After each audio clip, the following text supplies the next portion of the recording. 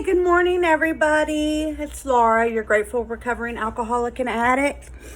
I just did my video on my What a Girl Needs in Recovery. We're over 365 members, and we are not stopping. Apparently, I get probably 10 members a day, I'm going to say, and I'm so excited about that.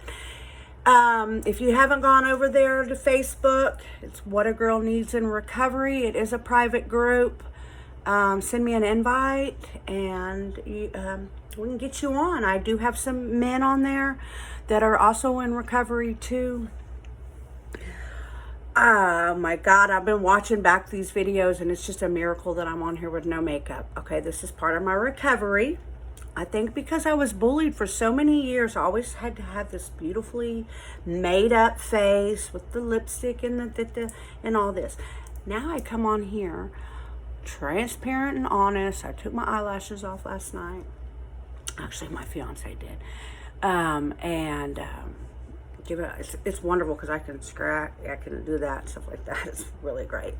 But I am addicted to them. They say you trade one addiction for the other. So that is it. Whenever I do go to the nail place or whatever I do, my nails is an addiction too. Not a bad addiction. It's a good addiction. It's just expensive. I look at my fiance and say, well, you'd rather me buy some dope?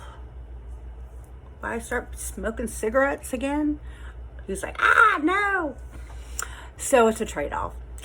Anyway, he loves me whatever I do, no matter what. That's a wonderful, beautiful thing. If you haven't found somebody in your life that lets you be you exactly where you're at right now, you're probably not with the right person. I'm going to tell you that. Is our life perfect? No. He drives me nuts. I just had to go save him last night. He went to go get a haircut, and his alternator or something is going out in his truck. Of course, he didn't want to buy a new truck. He likes to get an older truck, and I'm like, that's why you're having problems. Of course, I'm fixing to get a new car, but that's a whole new story. We're going to get me a new car for our birthday. We have the same birthday, so we're a lot alike. Anyway, what I wanted to come on here for today is talk about starting to remember all of this stuff about when I was a child. And I'm going to go back. I'm going to go way back to... This is before even third grade. Me and my brother, my two cousins. One of my cousins has now passed away. He's actually passed away from drugs and alcohol. So my brother's gone from drugs and alcohol. And my cousin, they were 9 months apart when they were born. And they died 9 months apart. It was devastating. My brother found my cousin, actually. And then my brother found my mother, too. So he died. My mom died in 2000, and my cousin Randy, I think he died in 2004. Because Sparky died in 2005. Anyway, so I'm talking about 4 people. 2 of them are dead from drugs and alcohol. So this is very fitting. And it goes back to when you were raised, how you were raised. I'm talking... the first 10 years of your life. I know that the adolescence is very, very, very, very important, but you get the foundation of your life. Let's say really less than 10 years, but you're still, because if you're fucked up in the head and then you hit puberty, that's a scary thing. So we went to this school. It was downtown Houston, okay? And I was born in 68, so I was 7. And it was a public free school. The first day I got there, what the fuck my mom was doing, and my aunts, they all took us to the school. It wasn't just my mom. But the first day, everybody was cussing. God damn it, and this and that. At 6 years old. So I was like, what? The school was horrible. You know, some of those people I really wish I could find and prosecute. It was so bad. Well, we were there. We went there. And I remember I got honey bunny of the school. My brother got most likely to get out of cleanup duty. But we went, it was a school, and then the school ended the year, and then it was summer school. Summer school had absolutely no supervision. I think I talked about this in a video before, but I remember being in a room with a bunch of kids. I have no idea. I don't remember where the teacher was. But this little boy and little girl are getting naked and trying to have sex. The little boy was so young, he didn't know how, he couldn't ejaculate. He just started peeing everywhere. Then I remember they asked me, Laura, what about you? I said, no, thank you. I'm just remembering this. Then I also remembered about that same time, after we didn't go to that school anymore, the damage is fucking done. I was in first grade, and I remember I had this pretty little nightgown that I had got from Christmas. It was all pastel.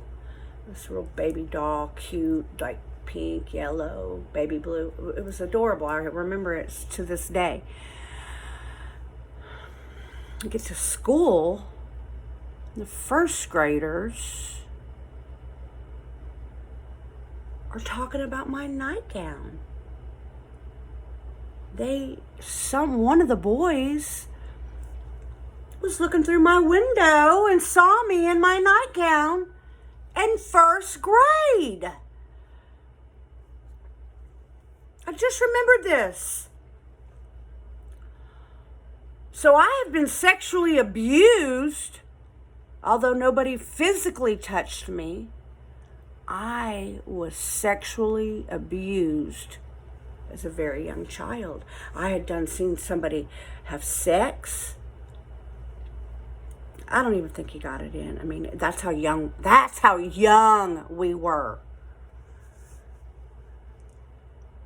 This is all going on in a school. It's called Pearl School. Pearl School in Houston, Texas. It was in the early 70s. And it was a fucking bullshit. If my child would have gone there, you would have, oh my God. Every person that was running that should be prosecuted for me having to remember this shit 50 fucking years later. That I was watching people have sex. Then they're looking through my windows. So I haven't felt safe my whole life. Well, now I feel great. I mean, I am happy, joyous, and free. If I don't smile a lot on these videos, it's because I'm getting really into depth. But no, this is the happiest. I'm happy now. But the point of the video is, my stepdaughter, I'm not my stepdaughter, my granddaughter, just is at 4 years old. Somebody close to her said something about, will you take your pants off? So now all these feelings are coming back, and I'm like, oh my God. You know, I had people looking through windows at me. I had this, I had that. You know, then the needle butt is a slut, shakes her butt like a mutt. They were chanting to me in third grade. So I have learned to mask the way that I feel. Because I was scared fucking shitless.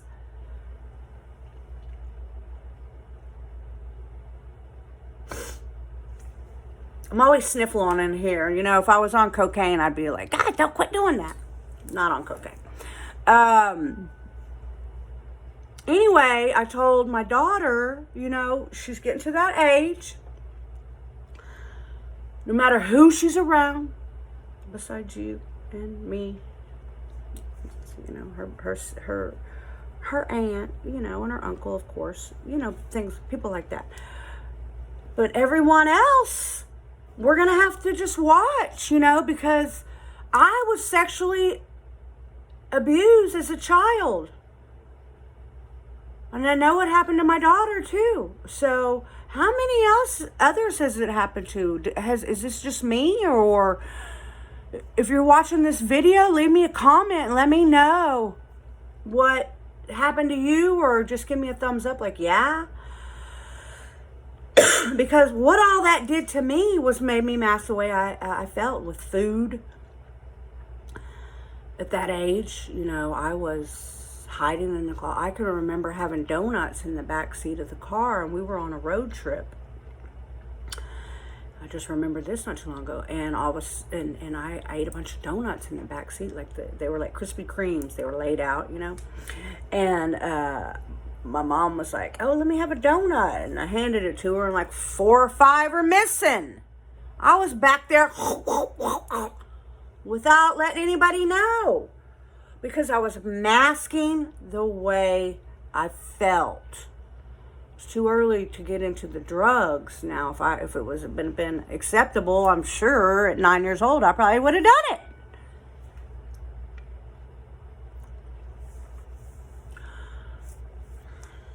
I'm not resentful today towards that school. I really just remembered about it. It's weird. And the people looking in the windows. I just want you to keep your curtains shut. And make sure you know what your children are doing when they're at school. You know, always advocate. You know, I always, even though I was in full-on addiction raising my children, because I had went through what I went through when I was in school. So you bet your ass I was very present in my kids' life. I was high all the time. My body was there, my mind wasn't. Let's just say that, okay? Like I would go to school, PTA, I would go to field day, I would go to meet the teachers, all that, you know, the Valentine's parties and the this and that. I was always, you know, and then when I was married, you know, I would get the best gifts, and I would give, because that would make up for my absent-minded shitty committee up here. You know, oh, well, let me give everybody in the school, not everybody, but I remember at one point I got like 30 Starbucks cards. I think they were only $5, $10, but, you know, that was a lot. And you know, it was overboard. I remember my husband saying, it's a little overboard. Well, you know, I was trying to make up that I was a fucking speed freak, you know, so I just want you guys just to have a good day. That was just a little something that I thought about, that I dealt with in school. That's ultimately one of the reasons why that I delved so far into drug addiction for so long. Today I'm happy, joyous, and free. I believe I have 707 days of continuous sobriety, and I'm loving life. I'm loving it. You know, it's just a miracle that I could wake up today not looking for my pipe, or even wake up. You know, I used to say I hadn't slept since 1998, you know, when I had my daughter. Well, that was partly true because I was a speed freak, you know, and you never sleep the same way again once you have a child. But it was true, you know. I mean, I was awake a lot. I love to sleep. You know, now if I'm, you know, up, I don't stay up late anymore. You know, what am I going to be up for? When you're up at night, you're looking for trouble. You know, I know some people that were in active addiction, they didn't even have a bed. Oh, I let my friend have it. Well, where do you sleep? Well, they don't. Oh my God. Anyway, I'm gonna get off this page. I love you guys. Just watch your kids, watch the people around your kids, because the first 10 years of a child's life is so important. It molds them into the kind of person that they're gonna be. And, you know, thank God my kids are turned out halfway decent, even though I was in addiction, you know. But I think what I saw really helped them because I tried to shelter them. But I know some things that, you know, my daughter had a friend that tried to molest her, but it didn't work. And then she's never saw that person again. So just watch your kids. Have a blessed day. And stay clean, stay sober. Bye.